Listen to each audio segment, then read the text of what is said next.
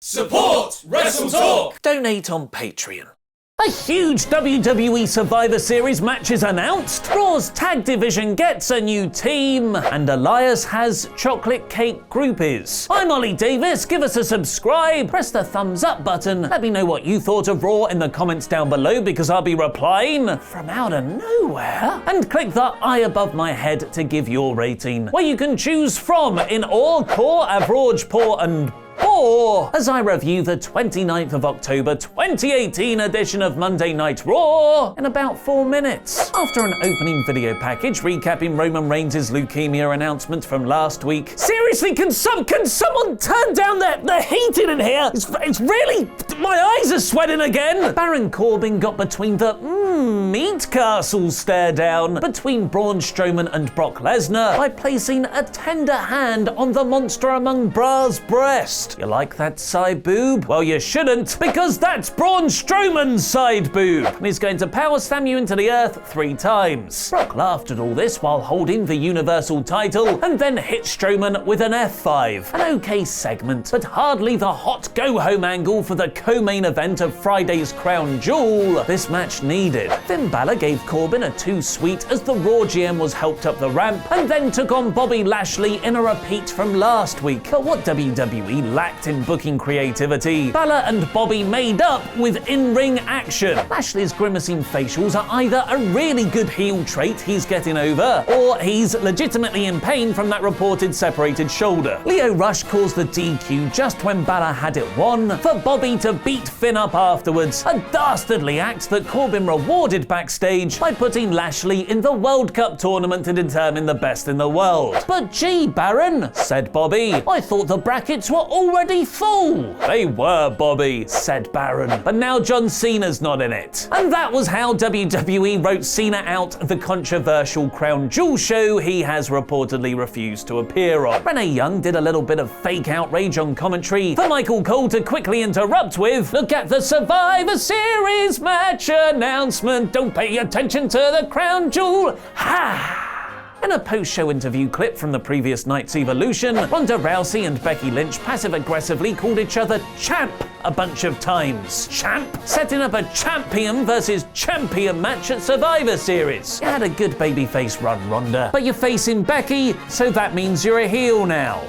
Champ. Also following that groundbreaking, historic, all-female pay-per-view, where women are to be treated equally in WWE now. 11 of them were booked into one match with no real storyline. All the Raw women standing in a row. Despite being a decent match, the crowd were pretty dead, but came alive for the finish of Bayley and Lita hitting dual twists of fate, and Natalya winning with the sharpshooter. Elias's babyface run continued with a very fun segment where he not only called Corbin Stephanie McMahon's female dog and slapped down Dana Brooke flirting with him. Evolution. He also randomly told a guy holding a chocolate cake backstage to take it to his locker room. Who wants to eat with Elias? Me. I really like cake. Elias exudes comedy and confidence almost in a Rock the Dwayne Johnson kind of way. Sadly, it hasn't yet translated to the wrestling side, with him beating Jinder Mahal in a few lackluster minutes. Kurt Angle cut a pre-taped promo that wasn't as bad as last week. Baby steps. With the backdrop of the current tag team champions breaking up, Chad Gable and Bobby Roode took on AOP and the Ascension in a possible rebooting of the tag division, positioning its next top acts, which actually just turned out to be a few minutes of throwaway nothing. Gable and Roode won with their cool new team finisher for AOP to beat everyone up afterwards so nobody gets over. After running a You Got This Roman video package with Make-A-Wish kids giving Reigns their support. I'm not crying! You're crying! Seth Rollins called out the man who betrayed him last week, his former Shield brother Dean Ambrose. Ambrose, somehow looking even more deranged than usual with a bomber jacket and super sneery facial expression, only stood silently at the top of the crowd, refusing to explain his actions. This only made Seth angrier, who tapped into the emotion of Roman's real-life leukemia for an extra level of realism. This was an excellent excellent segment. The Evolution Battle Royal Final 2, Nia Jax and her bestest friend Ember Moon faced off next, and just when you thought fan favourite and organically over Ember might be getting her first actual storyline on the main roster, out comes Tamina to cost her the match and have a stare down with Nia. So that Ember versus Nia program for the last month has actually been to build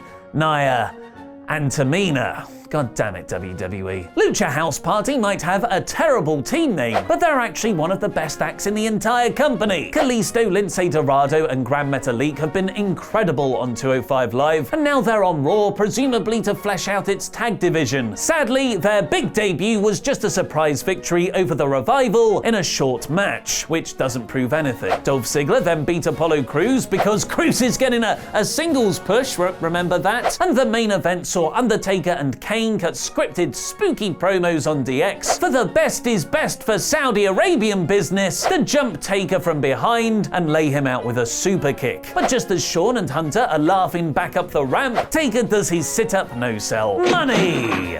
This was neither a good follow-up to Evolution or a good go-home show for Crown Jewel. And despite an excellent Ambrose and Rollins storyline, WWE's start-stop booking and short matches are becoming increasingly frustrating. This week's Raw is poor. What are the 15 best WWE tournaments of all time? Find out the ones way better than the World Cup to determine the best in the world by clicking the WrestleTalk.com link on screen now. I've been Ollie Davis, and that was wrestling.